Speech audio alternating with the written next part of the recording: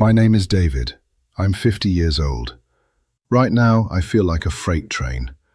I wake up at 5 a.m., my feet hit the floor, and there is no groaning, no clicking in my knees, and absolutely no morning fog. I look in the mirror, and I see a man who refuses to be a statistic. I see a short, trimmed beard, a chest that still holds its shape, and an energy level that would put most 25-year-olds to shame. I pump iron because I love the feel of the steel. I live a vibrant life because I refuse to accept the tired label that society tries to slap on us once we cross 40. But I have a confession to make. 10 years ago, I was a wreck. I was hiding a soft, bloated gut under loose shirts, and I was drowning in the very American dream I worked so hard to build. I had a revelation that saved my life, and it's the reason I'm standing here today, stronger than ever. If you're also tired of that stubborn belly fat that seems to ignore every walk and every salad you try, if you want to learn exactly how I rebuilt my body from the ground up and finally shredded that gut, hit the subscribe button and leave a like. I'm building a community of men and women who refuse to give up on their vitality. Let's get stronger together. Honestly, looking back at the man I was at 40 makes me wince. I was overworked. I was trying to be the ultimate provider, the best father and the best husband. I thought success meant saying yes to every business project and yes to every late-night deadline. But all those yeses were slowly killing me. I was carrying around a massive spare tire. My stomach wasn't just soft, it was hard and protruding. That dangerous visceral fat that wraps around your organs like a snake. I felt heavy. I felt ashamed. And my anxiety band-aid was a bottle and a half of wine every single night. I was a functioning alcoholic, consuming 1,000 calories of regret every evening just to numb the stress of the day. I remember the day it all imploded. I saw a picture of myself with my kids. I looked old. I looked grey. I looked like I was one bad day away from a hospital bed. I realized that my American dream was becoming a nightmare. I had to stop, not moderate, stop. I made a hardcore commitment to quit the drink and redirect that obsessive energy into my own performance and longevity. I didn't want to just live. I wanted to dominate my own life again. I didn't accept less than my best potential. The first thing I had to tackle was the belly fat. I used to think I could target it. I'd do hundreds of crunches, thinking I could melt the fat right off my abs. Let me explain what I learned the hard way. You can't spot reduce fat.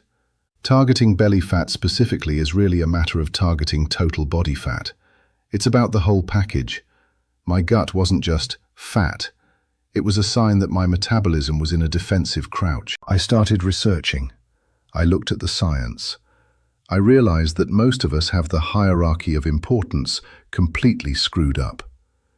I used to worry about whether I should eat every 2 hours, or if I needed a protein shake exactly 30 minutes after my workout. I thought I had to eat like a pro bodybuilder, 6 meals a day, Tupperware everywhere. It was exhausting. You know what I found out? It rarely matters. The distribution and the timing are just the icing on the cake. The total daily protein intake, that is the actual cake. Once I hit my total daily goal, I won the whole game. I weigh about 90 kilograms.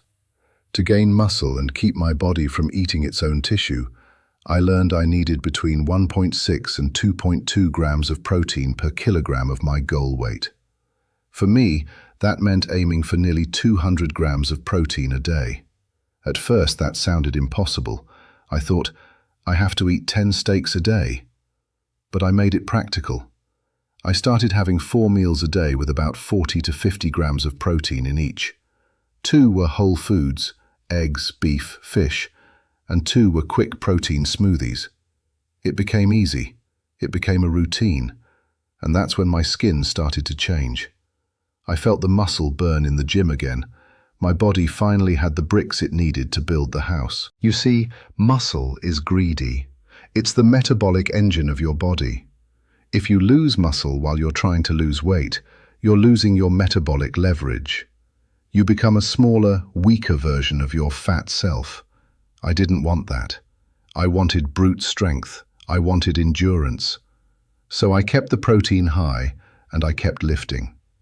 I learned that for guys like us, eating more protein actually facilitates the reduction of body fat.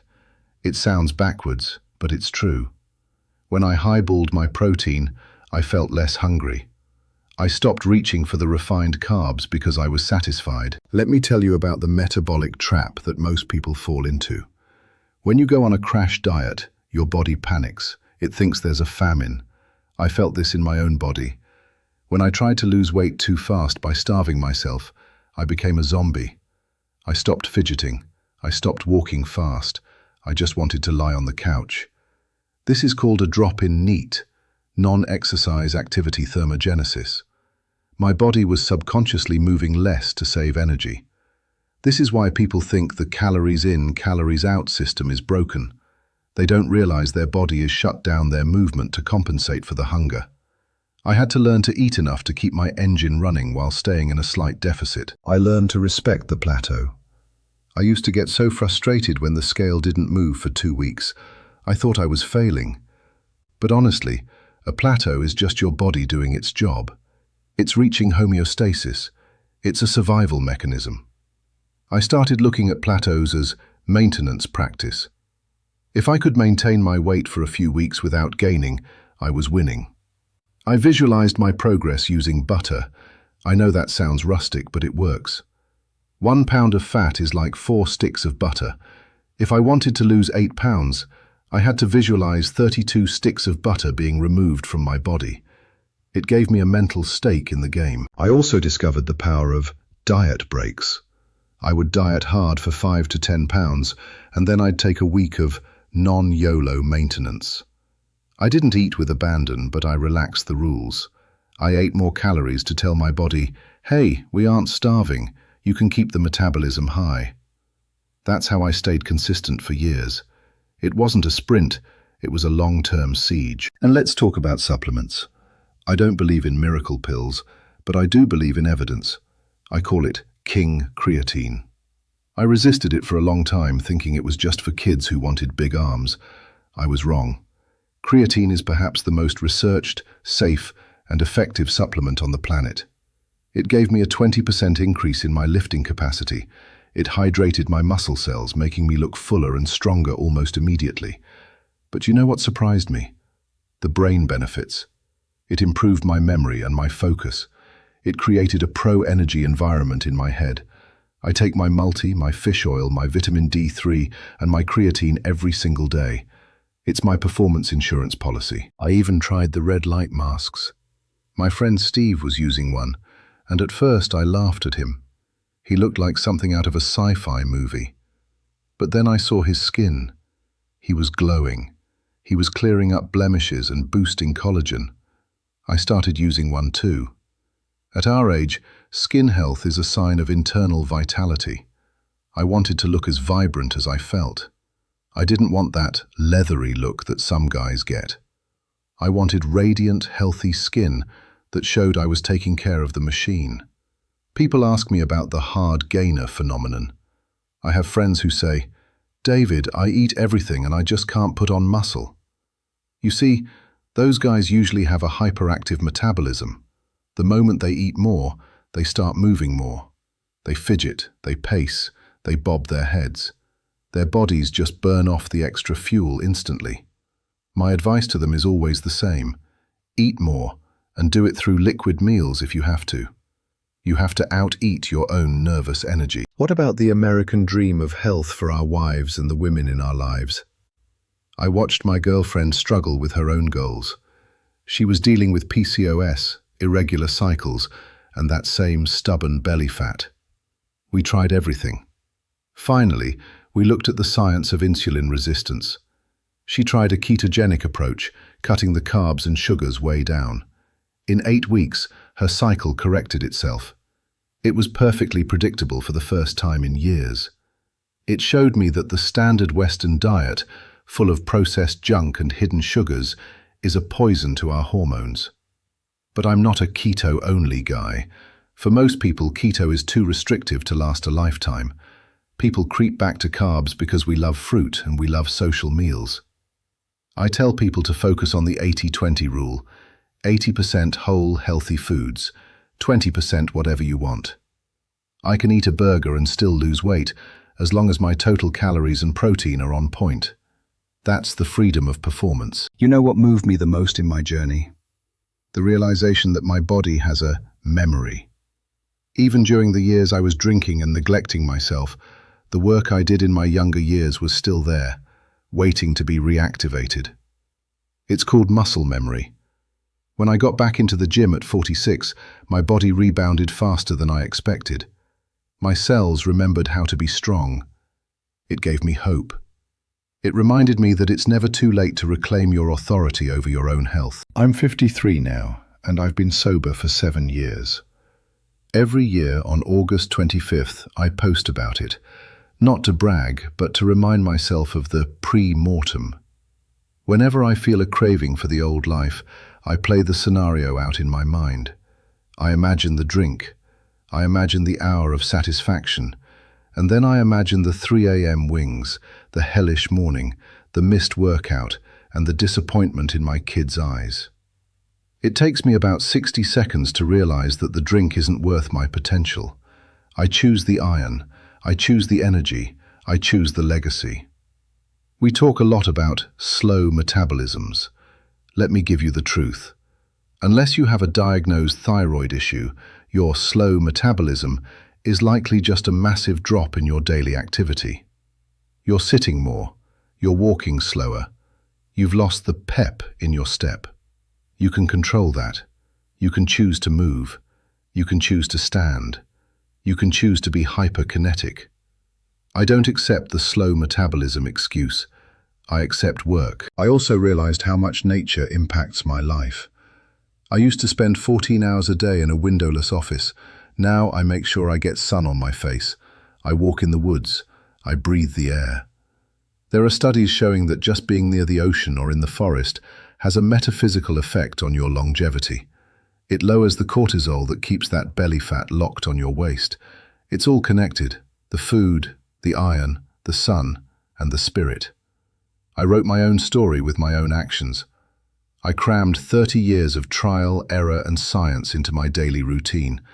I don't look at health as a chore anymore. It's a privilege. It's my competitive advantage in business and in life. When I walk into a boardroom or a family gathering, I want people to see a man who is in total command of himself. I want them to see a rustic mentor who leads by example. If you're struggling right now, if you feel like that gut is permanent or that your energy is gone forever, let me tell you, you are wrong. You are simply misinformed. You have the hierarchy screwed up. Start with the protein. Get your 1.6 grams per kilo. Lift the heavy things. Stop the liquid calories that bring you regret. Respect the staircase of progress and the landings of the plateaus. You have a metabolic engine inside you that is just waiting for the right fuel to roar back to life. I am not a different species than you. I'm just a man who decided that my physical goals were my #1 priority. I stopped making excuses and I started making moves. I stopped being reactive to my environment and I started being the architect of it. I want you to join me on this journey. I want you to feel the electricity I feel every morning. I don't care if you've failed 10 times before. I don't care if you think you're too old. 50 is the new 30 if you have the discipline to claim it. The American dream isn't just about the house and the car. It's about the freedom to move, the strength to provide, and the longevity to see your grandchildren reach their potential. I refuse to accept anything less for myself, and I refuse to accept anything less for you. You have the tools now. You know about the protein cake. You know about King Creatine. You know about the butter visualization. You know about the NEAT movement. Now all that's left is the yes. Not the yes to everyone else's demands, but the yes to your own best potential. It's time to stop talking and start doing. It's time to trade the wine for the weights and the fog for the fire. I'm right here with you, every step of the way. We are a part of a history of people who refuse to fade away. We are the ones who get stronger as the years go by. As I wrap this up, I want to leave you with a final thought. Your life is a legacy. Every meal, every workout, Every choice to stay sober and focused is a brick in that legacy. What kind of house are you building? Is it a soft, crumbling shack of excuses, or is it a rustic, powerful fortress of health? I think I know the answer. I want you to take a moment and think about why you're doing this. Name your 3 biggest drivers. Write down your 3 biggest stumbling blocks. Put them in your face every morning.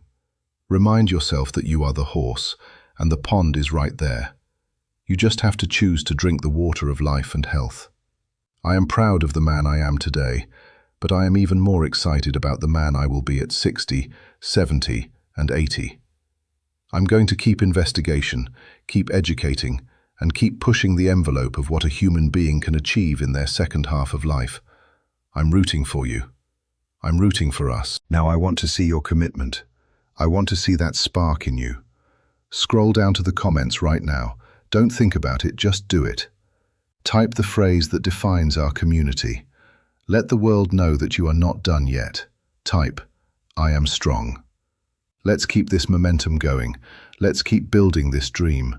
I'll see you in the gym, and I'll see you in the next video. We are just getting started. Stay strong, stay focused. Never accept less than your best.